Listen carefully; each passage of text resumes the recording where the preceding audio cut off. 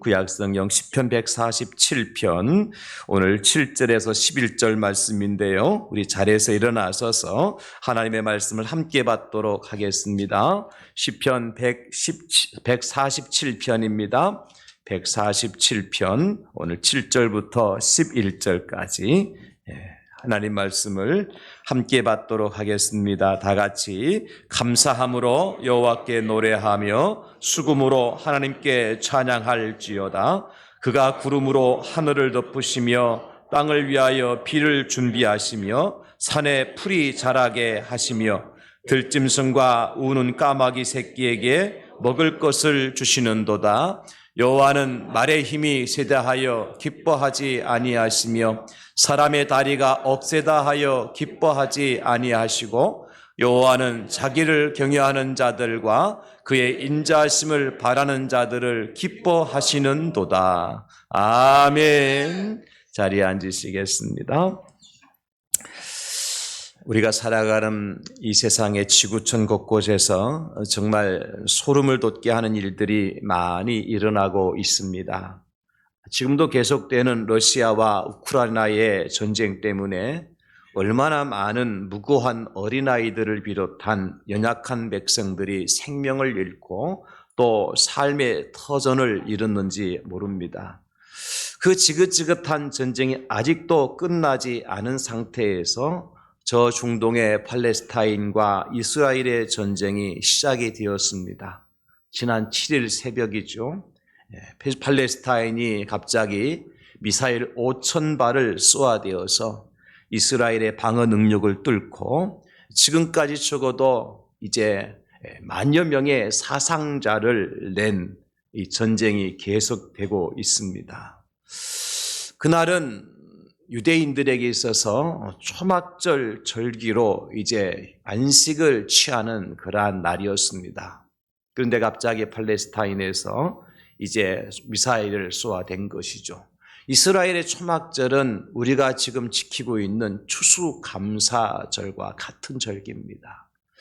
과거 1950년도에 이 나라 6.25 전쟁이 일어났을 때에 6월 25일 날 새벽 바로 주일날이었죠. 모든 군인들도 백성들도 쉬는 그 새벽의 틈을 타서 북한이 소련의 이제 중공군의 지원을 받아서 대한민국을 탱크로 몰아붙였던 그날이 이제 기억이 납니다마는 유대인들도 마찬가지였어요. 추수감사절 축제 절기 안식을 취하고 함께 즐거워하기 위해서 준비된 날에 팔레스타인이 갑자기 미사일 5,000발을 쏘아댐으로 말미암아 이스라엘 전역이 쑥대밭이 되고 말았던 그런 비참한 전쟁이 시작이 된 것입니다.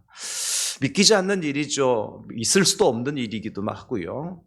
여러분, 전쟁뿐 아니죠. 지구촌 곳곳에서 일어나고 있는 이 지진과 산불, 홍수와 기근, 가뭄, 전염병, 아프가니스탄의 지진으로 말미암아 4,000여 명의 사람들이 생명을 잃었고요. 저 호주의 산불로 말미암아 대한민국 국토의 85% 정도가 불에 타 없어졌습니다. 그리고 리비아의 홍수로 말미암아 3,800여 명의 사람들이 생명을 잃었고요. 저 열대 우림 지역으로 유명한 아마존 강이 있는 그 지역의 가뭄으로 말미암아 1902년 이제 홍수 그 강물 높이를 수위를 조절하기 위해서 측정한 이후로 지금 세 번째로 가장 낮은 아마존 강의 수위를 기록하고 있다 그래요. 그래서 온 이제 아마존 열대 우림이 이제는 열대 우림 지역이 아니라 사막화되어져 가는 그러한 이제 현상이 일어나고 있는 것이죠. 그런가 하면 여러 지역에서 전염병으로 말미암아 많은 사람들이 생명을 잃고 있습니다. 온 지구촌이 이런저런 일들 때문에 몸살을 앓고 있다. 그렇게 표현해도 과언이 아닐 것입니다. 여러분, 그런데 우리는 어떻습니까? 비록 경제적으로 어려운 시기를 보내고 있습니다마는 추수할 알곡들이 들판에 너울거리고 있고 과수원에는 각종 가을 열매가 추수를 기다리고 있습니다. 그러니 일용할 양식이 있고 또 우리에게 평화가 있고 아직까지 우리가 살아있으니 얼마든지 미래에 대한 회복의 희망이 있으니 이것이 얼마나 감사한 일인가. 그런 의미에서 오늘 추수감사주의를 지키면서 다만 우리가 열매를 거둔 것 때문이 아니라 이렇게 감사의 자리에서 함께 예배드릴 수 있다고 하는 사실 하나만으로도 충분히 감사가 넘칠 수 있습니다. 이렇게 평안하게 평화롭게 예배 드릴 수 있고 또 예배 함께할 예배를 드릴 형제와 자매들이 함께 있고 이렇게 정성을 다해 준비한 헌금까지도 하나님 앞에 올려드릴 수 있다고 하는 그 사실이 감사할 내용입니다. 그런 의미에서 제가 꼭 이 감사에 대한 설교를 할 필요가 있을까? 이 설교를 준비하면서 그런 마음까지 들었어요. 우리가 조금만 생각을 더하면 감사치 아니할 일들이 하나도 없더라고요. 이렇게 말씀드리는 것은 그렇다면 전쟁 중에 있는 국민들이나 각종 기근이나 재앙으로 인해 고통당하는 사람들은 전혀 감사할 일이 없다는 말이 절대로 아닙니다. 그분들에 비하면 우리가 더 특별한 은혜를 누리고 있다는 사실을 제가 강조해 드리고 싶은 거예요. 비교해 보세요, 여러분. 우리가 만약에 저 아프가니스탄에 있다라면, 저 팔레스타인 지역에 있다면 우리가 지금 이렇게 평화롭게 평안히 예배를 드릴 수 있겠습니까? 정말 우리는 특별한 은혜를 누리고 있는 것 같아요. 여러분 그렇죠? 그래서 감사할 수밖에 없습니다. 이렇게 정말로 감사할 일들이 더 크고 놀라움에도 불구하고 감사하지 못하는 안타까운 마음에 참 이런저런 말씀을 제가 드리고 있는 것입니다. 그래서 저는 오늘 본문 말씀을 중심으로 해서 감사의 찬양을 드립니다. 이런 제목으로 함께 말씀의 은혜를 나누려고 합니다. 여러분 제목을 한번 같이 선포해 보실까요? 감사의 찬양을 드립니다. 시작. 감사의 찬양을 드립니다. 한 번 더 하십시다. 감사의 찬양을 드립니다. 감사의 찬양을 드립니다. 여러분 그렇습니다. 세상에 감사하지 않아도 될 인생은 아무도 없습니다. 성경에 범사에 감사하라고 하신 말씀에는요. 전쟁이 없기 때문에 또 지진을 만나지 않고 태풍이나 홍수가 없고 화산 폭발이 일어나지 않고 산불 나지 않고 전염병에 걸리지 않았기 때문에 감사하라는 말씀이 아니지 않습니까? 그럼에도 불구하고 우리는 감사할 일들이 있다는 거예요. 오늘 본문에서 시인이 7절에서 말씀하시잖아요. 147편 7절에 보면 시인은 이렇게 말씀하십니다. 감사함으로 여호와께 노래하며 수금으로 하나님께 찬양할지어다. 도대체 우리가 무엇 때문에 감사하고 무엇 때문에 찬양할 수 있는가? 오늘 시인은 계속해 우리에게 말씀해 주시는데 세 가지를 말씀해 주셔요. 첫째는 뭐냐면 여호와께서 땅을 위하여 비를 준비하여 주셨기 때문에 감사하며 찬송하라고 하십니다. 하나님께서 땅을 위해서 비를 준비해 주셨다. 오늘 8절에 이렇게 기록을 해주고 있습니다. 그가 구름으로 하늘을 덮으시며 땅을 위하여 비를 준비하시며 산에 풀이 자라게 하시며 여기 그가 누굽니까? 온 우주 만물을 창조하신 하나님이시죠. 창조주 하나님. 그 하나님께서 구름으로 하늘을 덮으시고 땅을 위해서 비를 준비하셨다가 비를 내려주심으로 산에 풀이 자라게 하셨다. 그것 때문에 우리는 기뻐하며 감사하며 찬송할 수 있다는 것입니다. 사랑하는 성도 여러분, 우리 하나님께서 구름으로 하늘을 덮으시고 비를 준비해 주셨다가 내려주시고 산에 풀이 자라게 하시는 목적이 뭘까요? 왜 그렇게 하셨을까요? 신명기 11장 14절에 보면 이렇게 말씀하십니다. 여호와께서 너희의 땅에 이른 비, 늦은 비를 적당한 때에 내리시리니 너희가 곡식과 포도주와 기름을 얻을 것이요. 아무리 생각을 해봐도요. 과학적 지식을 동원하더라도 AI 챗봇에게 물어보더라도 정확한 대답을 얻을 수 없는 비밀이 하나 있습니다. 그게 뭐냐면 바로 구름이 하늘을 덮고 있다가 비가 땅에 내려서 이 땅에 풀이 자라도록 과연 누가 계획한 일일까? 과연 누가 지금도 그 일을 하시는가? 여러분 AI 챗봇 많이 사용하시잖아요. 물어보세요.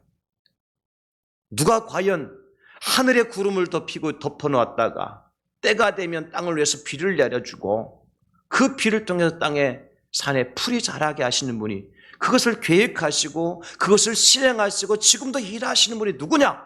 한번 물어보십시오. 이 질문에 대한 정확한 대답이 무엇일까요? 우리는 압니다.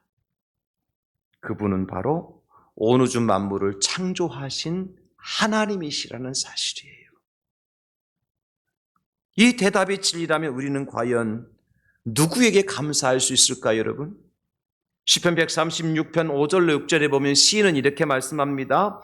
지혜로 하늘을 지으신 이에게 감사하라. 그 인자하심이 영원함이로다. 땅을 물 위에 펴신 이에게 감사하라. 그 인자하심이 영원함이로다. 여러분, 지혜로 하늘을 지으신 이가 누굽니까? 땅을 물 위에 펴신 이가 누굽니까? 창조주 하나님밖에 없잖아요.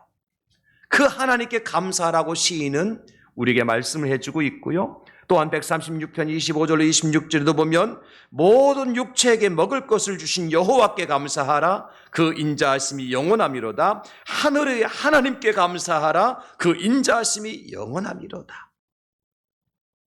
사랑하는 성도 여러분, 땅을 적시는 비는 생명의 원천입니다.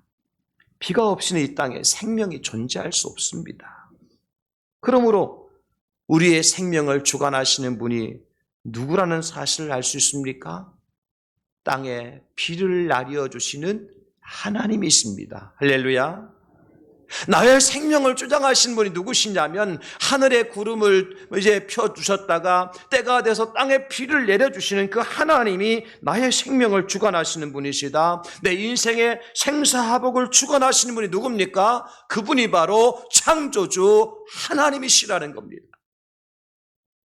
그러나 사람들은 이 사실을 잊고 살아요. 그러니까 하나님께 감사하지 못하는 거죠. 그저 내가 잘해서, 내가 잘나서, 내가 똑똑해서, 내가 뭔가를 해냈기 때문에 먹고 사는 줄로 착각하지만 정말 이 땅에 비가 내리는 것만 보았더라도 얼마든지 감사할 수밖에 없는데 말입니다. 여러분, 저녁에 잠자리 드시면서 감사하십니까? 아침에 자리에 일어나서서 감사하십니까? 우리 학생들 공부하는 자리에 앉아서 감사 먼저 하십니까? 우리 가족들 식탁에 둘러 앉아서 감사하십니까? 우리가 나가도 앉아도 앞을 보아도 뒤를 보아도 위를 보아도 아래를 보아도 뭐밖에 없어요? 감사의 일들밖에 없어요. 우리 예수 믿는 사람들이 감사해야 될 정말 중요한 것은 하늘의 구름을 보고도 감사할 수 있어야 되고, 내리는 비를 맞으면서도 감사할 수 있어야 되고, 산에 풀이 자라는 것을 보면서도 감사할 수 있어야 돼요. 이제 좀 시선을 좀 바꿉시다. 풀 한 포기를 보고도 감사할 줄 알고, 가랑비를 맞으면서도 감사할 줄 알고, 하늘에 떠있는 구름을 보면서도 하나님께 감사할 줄 아는, 여러분, 그게 진짜 우리 그리스도인들의 모습 아닙니까? 그저 내가 무엇을 이루었기 때문에, 내가 무엇을 성취했기 때문에, 내가 어떤 응답을 받았기 때문에, 내 목적을 달성했기 때문에, 그것 때문에 감사하는 것이 아니라, 그렇지 않음에도 불구하고 하늘에 한 조각 구름만 떠 있어도 아, 하나님 살아계시는구나. 이 땅에 내리는 비를 맞으면서도 아, 하나님 지금도 역사하고 계시는구나. 산에 자라는 풀 한 포기를 보면서 아, 하나님 지금도 우리를 위해서 이 놀라운 기적을 행하고 계시는구나. 여러분, 풀이 자라는 그 자체가 기적입니다. 사막에 풀 한 포기가 있습니까? 없습니다. 생명이 없는 것이에요. 그러나 하나님은 사막에 꽃이 피게 하신 분이 하나님이십니다. 우리 인생의 사막과 같은 길을 걸어간다 할지라도 하늘에 구름을 두시고 땅을 위해서 비를 예비해 놓으셨다가 비를 내려주시고 산에 풀이 자라게 하시는 그 하나님의 은혜를 생각하시면서 감사하시는 여러분 모두가 될 수 있기를 주님의 이름으로 축원합니다. 요엘 선지자는 말씀합니다. 요엘서 2장 23절에 시온의 자녀들아, 너희는 너희 하나님 여호와로 말미암아 기뻐하며 즐거워할지어다. 그가 너희를 위하여 비를 내리시되 이른 비를 너희에게 적당하게 주시리니 이른 비와 늦은 비가 예전과 같을 것이라. 그렇습니다. 한 정 구름 때문에 감사할 줄 알고 찬송할 줄 알고, 한 방울 빗방울 때문에 감사할 줄 알고 찬송할 줄 알고, 풀 한 포기 때문에 감사할 줄 알고 찬송할 줄 안다면 우리 주변에 깔려있는 감사거리들이 얼마나 많이 있습니까, 여러분? 걸음을 뗄 수 없을 거예요. 시선을 돌릴 수 없을 거예요. 모든 것에 다 감사할 것밖에 없잖아요. 이제부터 우리가 하나님 주신 은혜와 사랑을 기억하며 감사로 충만하여 날마다 원망과 불평 대신에 찬송을 하나님 앞에 올려드리는 우리 대양지역교회 성도님들 될 수 있기를 예수님의 이름으로 축원합니다. 두 번째 우리가 감사드릴 이유는 이겁니다. 여호와께서 들짐승과 우는 까마귀 새끼에게 먹을 것을 주셨기 때문이라 그랬어요. 오늘 시인이 말씀하고 있지 않습니까? 9절에 들짐승과 우는 까마귀 새끼에게 먹을 것을 주시는도다. 여러분, 하나님께 들짐승과 우는 까마귀 새끼들에게 먹을 것을 주셨는데 우리가 감사할 이유가 무엇일까요? 나는 지금 먹을 것도 부족하고 생활이 넉넉하지 못하고 풍요롭지 못한데 그깟 짐승 새끼들에게 먹을 것 주신 하나님께 감사라고 하는 말씀 속에 우리가 쉽게 동의할 수 있겠습니까? 동의하셔야 됩니다. 우리가 잘하는 감사는요, 기껏 내가 잘 되고 내가 건강하고 내가 행복한 것만 찾아내려고 그래요. 그러나 세상은 나와 어떤 관계 속에 있습니까, 여러분? 생태계 속에 살아가는 사람이 동떨어져 살아갈 수가 있나요? 이웃나라가 전쟁으로 고통스러워하고 지진으로 화산폭발로 홍수로 인해서 힘겨워하는데 나만 행복할 수 있습니까? 적어도 이 시대를 살아가는 우리 그리스도인들은 그럴 수 없습니다. 그러면 안 됩니다. 옛날처럼 저 중동에 있는 소식을 며칠 몇 달이나 지나야 들을 수 있는 그런 시대가 아니지 않습니까? 가까운 이웃나라에서 일어난 재난이나 재앙이 그 나라만으로 끝나는 것도 아니지 않습니까? 지금 보십시오, 여러분. 전쟁과 여러 가지 일들로 인해서 우리나라에 어떤 영향이 오죠? 기름값이 폭등을 하잖아요. 유가 파동이 일어나잖아요. 그뿐입니까? 달러 가치가 폭등해서 원화 가치가 한없이 떨어지니까 주식시장에 파동을 일으키지 않습니까? 곡물 파동, 이거는 이미 예견됐던 것이고요. 여러분, 우리나라에서 만든 곡식만 가지고 살아갈 수 있을 것이라 생각하십니까? 천만의 말씀입니다. 못 삽니다. 죽습니다. 수입해 오지 않으면 우리가 먹고 살 길이 없습니다. 당장 중국에서 고춧가루 수입해 오지 않는다면 우리가 뭘 가지고 김치 담을 수 있다고 말입니까? 여기 식당 가 식사 못 하십니다. 식당에 쓰는 원자료의 99% 이상이 다 중국산인데 여러분 어디서 뭘 드시겠다는 얘기예요. 하늘을 날아가는 비행기 안에도 바다 위에 떠 있는 배 안에도 과연 우리 어떤 가족이나 이웃이 그 안에 머물 수 있다는 사실을 잊지 말아야 돼요. 지구촌 어디에도 어떤 곳에도 우리 국민이 살지 않는 곳이 거의 없습니다. 그러니까 전쟁이 일어났다더라, 지진과 화산 폭발이 있다더라, 불이 났다더라, 그러면 어떻습니까? 과연 우리 국민들이 거기에 얼마나 살고 있고 피해는 없는지 바로 조사가 들어가잖아요. 이게 현실이에요, 현실. 그러므로 우리만 잘 살고 우리만 건강하고 우리만 전쟁이 없으면 행복하다고 말하는 것은 넌센스예요.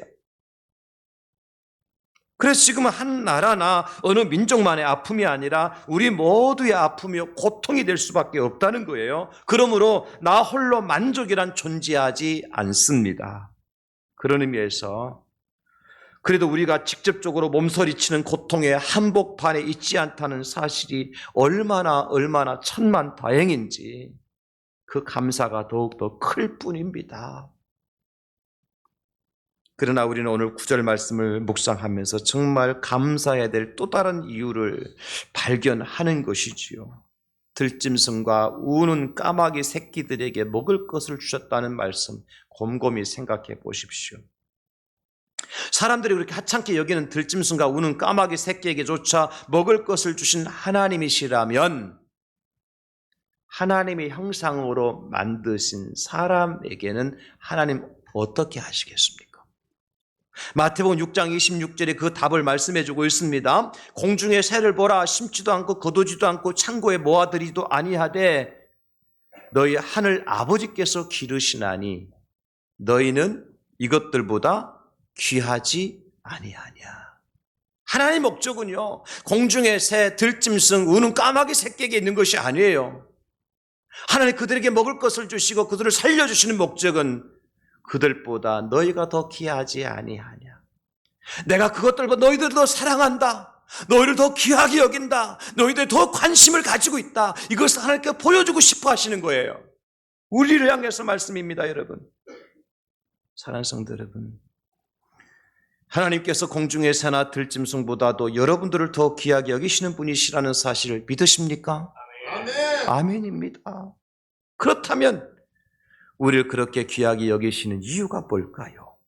창세기 1장 26절에 말씀하십니다. 하나님이 이르시되 우리의 형상을 따라 우리의 모양대로 우리가 사람을 만들고 그들로 바다의 물고기와 하늘의 새와 가축과 온 땅과 땅에 기는 모든 것을 다스리게 하자 하시고, 여기 하나님께서 사람을 어떻게 만들어 놓으셨는지 또 그 사람을 만드신 목적이 무엇인지 분명하게 말씀해 주고 계세요. 이런 사람은 다른 새와 짐승들과 다르게 하나님의 형상으로 하나님의 모양대로 만드셨어요.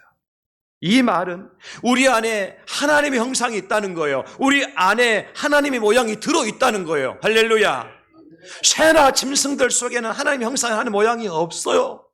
그러나 사람들에게는 잘 살든지 못 살든지 잘생겨 못생겼든지 관계없이 많이 배웠든지 많이 배우지 못했든지 상관없이 모든 사람들에게는 하나님의 형상과 하나님의 모양이 들어있다는 거예요. 물론 아담과 하와가 죄를 지음으로 말미암아 그 형상이나 모양이 심각하게 변질되어 있지만 말입니다.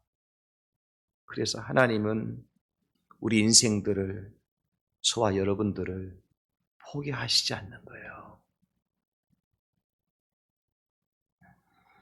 그리고 사람들에게는 다른 피조물들을 다스리고 통치할 권세까지 주셨어요.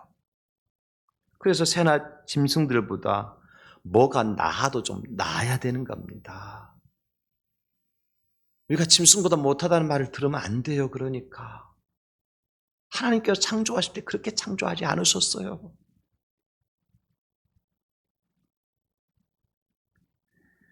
이게 진짜라면 하나님께서 새나 짐승들보다도 사람을 위해서 구름을 덮어 놓으신 것이고, 사람을 위해서 땅에 비를 내려주시는 것이고, 사람을 위해서 산에 풀이 자라게 하시는 거예요.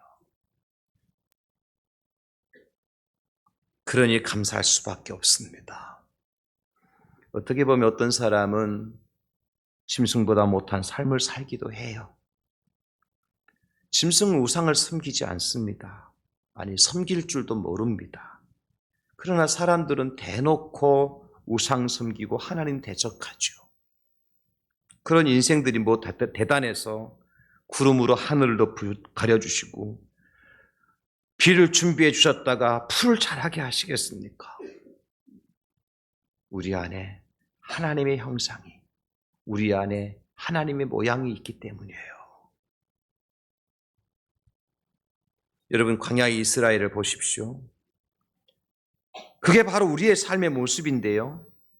이들은 정말 말할 줄도 모르는 짐승만도 못한 그런 모습을 때때로 하나님께 보여주어요. 그런 하나님 어떡합니까? 그들을 끝까지 버리지 아니하시고 포기하지 아니하시고 가나안 땅까지 인도하시더라고요. 어떻게 해요?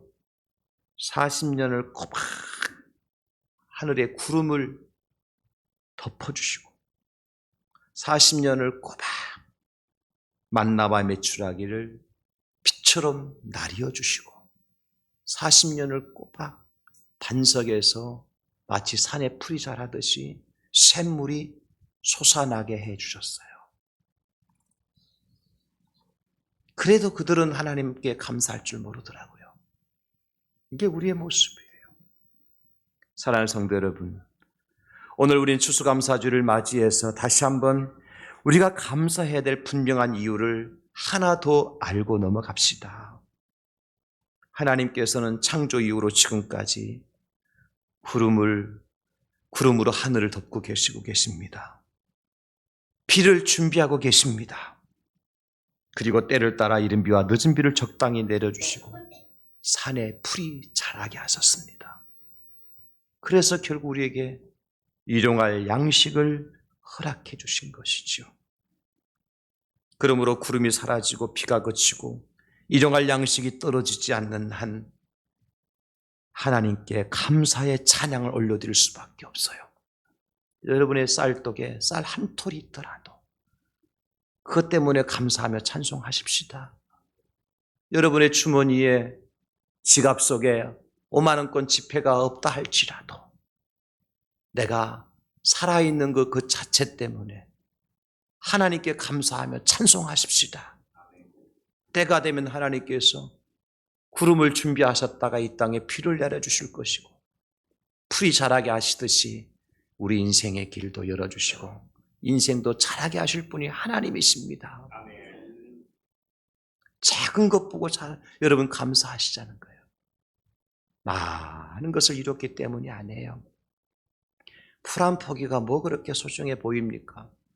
저는 매일같이 풀을 보면서 정말 소중하게, 꽃을 보면 소중하게 여기고 감사하고 있어요. 그냥 보이지 않더라고요. 하나님의 은혜가 없이는 땅에 풀 한 포기도 날 수 없고 자랄 수 없다. 하물며 너희일까 보냐? 하물며 너희일까 보냐? 주님 날마다 말씀하시는 거예요. 공중의 새들도 잎이 시고 먹기 시그늘 하물며 너희일까 보냐? 하늘의 하나님께서 말씀하시는 음성을 듣고 날마다 일용할 양식을 저와 여러분들에게 위해서 준비하고 공급해 주신 하나님께 감사하며 찬송의 삶을 살아가시는 저와 여러분 될 수 있기를 예수님의 이름으로 축원합니다. 마지막 세 번째 우리가 감사하며 찬송해야 될 이유가 이겁니다. 여호와의 인자를 바라는 자를 기뻐하시기 때문이라는 거예요. 저는 여기서 기가 막힌 하나님의 사랑을 깨닫습니다. 오늘 본문 10절과 11절을 보시면 여호와는 말의 힘이 세다 하여 기뻐하지 아니하시고 사람의 다리가 억세다 하여 기뻐하지 아니하시고 여호와는 자기를 경외하는 자들과 그의 인자하심을 바라는 자들을 기뻐하시는도다. 여러분 그렇다면 여기서 여호와 하나님을 경외하고 여호와 하나님의 인자를 바라는 자는 어떤 사람입니까? 약한 자, 병든 자, 소외된 자, 나그네들이죠. 왜냐하면 힘센 말을 가진 사람, 강한 억센 다리를 가진 사람은 하나님을 경외하지 않아도 하나님의 인자를 바라지 않아도 스스로 살 수 있다고 생각하고 그렇게 살아가기 때문에 그렇습니다. 그러니까 부자가 천국에 들어가기가 얼마나 힘든지 마치 낙타가 바늘기에 들어가면 더 힘들다고 말씀하고 있지 않습니까? 왜요? 내 물질이 있는데, 내 재물이 있는데, 내 권력이 있는데, 내 건강이 있는데, 내 명예가 있는데 하나님 뭐 필요합니까? 얼마든지 자기 힘으로 자기 능력으로 살아갈 수 있다고 믿기 때문이에요. 오히려 상한 갈대와 같은 인생, 꺼져가는 심지의 불과 같은 사람이 여호와를 경외하고요 여호와의 인자를 구하더라고요. 그럼 여러분 아직도 내가 하나님을 경외하지 못하고 하나님의 인애와 자비를 바라지 않고 있다면 나는 하나님을 기쁘시게 해드리는 사람이 아니라는 사실을 아셔야 돼요. 그래서 성경은 교만이 패망의 선봉이요 넘어짐의 앞잡이라고 말씀하고 있는 겁니다. 교만한 자는 망합니다. 그러나 나는 할 수 없고 나는 부족하기 때문에 하나님의 은혜가 필요합니다. 하나님의 사랑이 필요합니다. 하나님을 내가 사모합니다. 그런 자가 하나님을 기쁘시게 해드리고 하나님의 은혜를 받을 자예요. 여러분 추수감사절에 우리가 감사해야 될 이유가 여기 있는 겁니다. 그야말로 상한 갈대를 꺾지 아니하시고 꺼져가는 심지의 불도 끄지 아니하시고 받아주시고 여전히 함께 해주시는 하나님이 계시기 때문에 감사하는 거예요. 우리가 어떤 사람들입니까? 마치 열두의 헬루증을 앓던 여인과 같은 인생 아니었습니까? 그런 우리에게 주님은 당신의 옷자락을 내어주셨어요. 사람들은 다 무시하고 사람들은 다 그 곁을 떠났지만 주님은 그 여인 곁에 오셔서 당신의 옷자락을 내어주셨어요. 38년 동안 베데스다 목가에서 물이 통하기를 기다렸던 병자가 천사가 내려와서 물이 통한다는 소식을 듣고 연못으로 가려고 했지만 사람들은 밀치고 대치고 스스로 자기들 먼저 연못에 들어가서 38년 동안 그 자리에서 자리 깔고 있을 수밖에 없었어요. 그런 병자에게 지금 찾아오십니다. 그리고 내 자리를 들고 일어나라고 말씀하셔요. 그게 우리 아닙니까? 여러분, 그것이 저와 여러분들의 모습 아니었습니까? 우리 스스로 힘이 있어서 연못으로 나가서 우리가 고침받았습니까? 우리 능력이 있어서 이렇게 평화를 누리고 이렇게 안식을 누릴 수 있었습니까? 하나님이 찾아오신 것 아닙니까? 하늘 보좌, 영광의 보좌를 내려놓으시고 사람의 몸을 여기 땅에 오신 예수님 때문 아닙니까? 우리를 사랑하시되 죽기까지 사랑하신 그 주님의 사랑 때문에 저는 날마다 이 은혜를 체험해요. 하나님께서 저를 이 목회 강단에서 끌어내리실 만한 일들이 한두 가지가 아니실 텐데 지난 26년의 세월 동안 강단에서 끌어내리지 아니하시고 말씀을 전하도록 하나님의 교회의 목자로 세워주신 것을 생각하면 내가 곧 12의 혈전 앓던 여인과 같은 사람인데 내가 곧 38년 된 병자와 같은 사람인데 10사람의 나병 환자와 같은데 눈을 뜨게 해달라고 애원하는 소경들과 같았는데 주님은 그 소경의 소리를 외면하지 않으셨어요. 소경들의 부르짖음을 외면하지 않았어요. 나병 환자들을 멀리하지 않으셨어요. 내가 나병 환자요, 내가 소경과 같은 사람이었어요. 개들도 자기 주인의 상에서 떨어지는 부스러기 먹고 살지 않느냐고. 그러니 내 아들, 딸 살려달라고. 주님 앞에 매달렸던 이방 여인, 예수님 어떻게 하셨습니까? 그 여인의 애원하는 모습을 외면하지 않으셨어요. 부족한 사람이 하나님 앞에 엎드려서 하나님, 우리에게 성도들 살려주셔야 됩니다. 구원해 주셔야 됩니다. 새벽마다 엎드려 기도할 때마다 하나님은 종의 기도를 외면하지 않으셨어요. 사랑하는 성도 여러분, 하나님은 비록 연약하지만 형편없지만 보잘것없지만 당신을 바라기만 하면 기뻐해 주시는 분이셔요. 그래서 감사할 수밖에 없는 겁니다. 잠언 8장 17절에 말씀합니다. 나를 사랑하는 자들이 나의 사랑을 입으며 나를 간절히 찾는 자가 나를 만날 것이니라. 비록 자격 없는 인생이에요. 어떻게 하나님께 아버지라 부를 수 있으며 염치도 없게 하나님 용서해달라고 그러고 하나님 구원해달라고 어떻게 하나님 앞에 빌 수가 있었겠습니까? 그럼에도 불구하고 염치 없이 하나님을 간절히 바라는 인생들을 결코 거부하지 아니하시는 하나님. 여러분, 그 하나님 앞에 감사와 찬송을 올려드릴 수 있지 않겠습니까? 모세의 길을 이은 연약한 여호수아가요, 여호와를 간절히 바랄 때 하나님 이런 약속을 주시더라고요. 저는 이 말씀이 우리 성도님들에게 준 말씀으로 믿고요, 함께 선포했으면 좋겠어요. 여호수아 1장 5절입니다. 시작. 내 평생에 너를 대적할 자가 없으리니 내가 모세와 함께 있었던 것 같이 너와 함께 있을 것임이니라. 내가 너를 떠나지 아니하며 버리지 아니하리니. 아멘입니까? 아멘입니까? 아멘. 아브라함의 하나님은 곧 우리의 하나님이요, 모세의 하나님 곧 우리의 하나님이십니다. 여러분, 하나님은 말에 힘이 세다 해서 기뻐하신 분 아니라 그랬습니다. 우리의 다리에 억셈이 있다고 기뻐하신 분 아니라 그랬습니다. 다만 하나님을 경외하는 자, 하나님의 인내를, 자비를 구하는 자, 바라는 자, 그들에게 하나님의 사랑을 베풀어 주십니다. 그럼 우리가 여호와 하나님께 감사하며 사는 날이 오직 추수감사절 뿐이겠습니까, 여러분?